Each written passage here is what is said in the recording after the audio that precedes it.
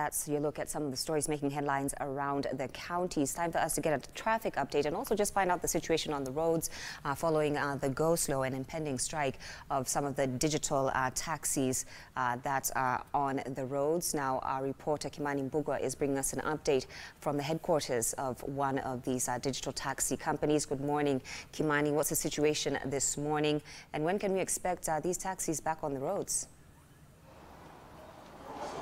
Good morning, Joey. As the question of when to expect them back on the roads is yet to be answered. That might take a while because there seems to be a lot of confusion with this whole digital taxi app drivers thing. Because yesterday, that is when the strike was due. They gave a notice 2 weeks ago saying that they'd start the strike yesterday. Now, this forced one of the digital taxi operators, that is Uber, who operate from Riverside. This is just outside their offices, which are on lockdown. You can see just outside, it's only guards who are out there, and it clearly says out at the door that they're supposed to operate between Monday and Friday between 9 a.m. and 3 p.m. But then these offices have been on lockdown since yesterday. We were here and we did a spot check and they were still closed. We're still trying to get to some of the officials, and we still can't get a hold of them.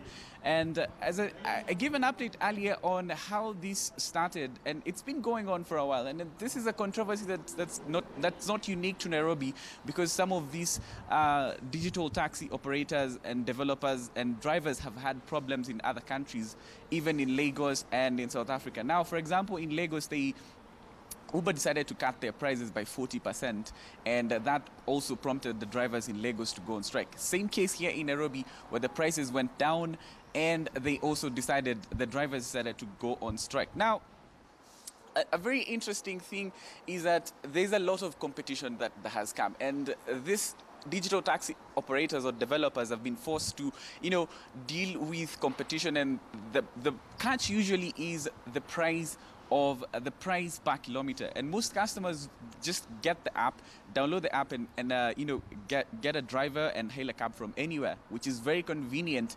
And what happens here is that most customers stop using an app when it starts getting expensive.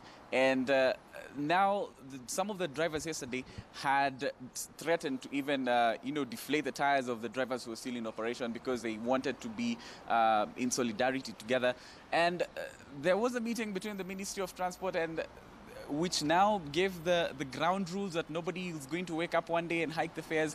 So probably the reason why people like Uber are still, it's hard for them to give a response, because it has to be a consultative process where they have to involve the ministry officials and the drivers. But now the drivers are still on a go slow. We're still trying to get people's responses. I've been on Twitter, tracking the conversation, and some of the people are saying that some of the drivers are using tactics that are quite confusing. Like, you do request for a cab, and then the driver stays for around 20 minutes without moving, and then when you cancel the ride, for example with Uber, you're charged a flat rate of 150 shillings for cancelling a ride, which means it's not your fault as a customer, it's the driver's fault because they're not moving. So then force you to pay a cancellation fee. Now, also, what we've noticed is another major digital taxi app, Taxify, which is now the biggest in Africa, because it overtook Uber over the last few years, and Uber is trying to catch up.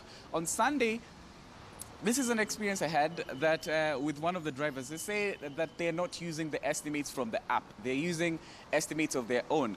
It means they get the customer from the app, but then they switch off the app, and then they charge you according to how they think the fuel is going to be spent. Of course, the dynamics have changed since the MOU was signed in July. Fuel prices have gone significantly high. Probably the reason why drivers are more charged, to continue pressing for increased fare prices.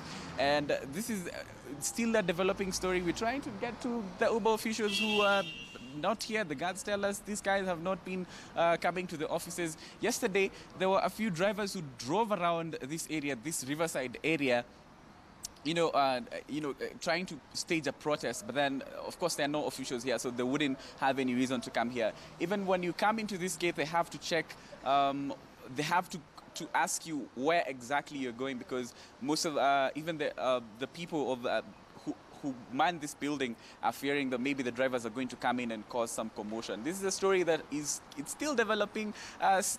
Very confusion is what I can say.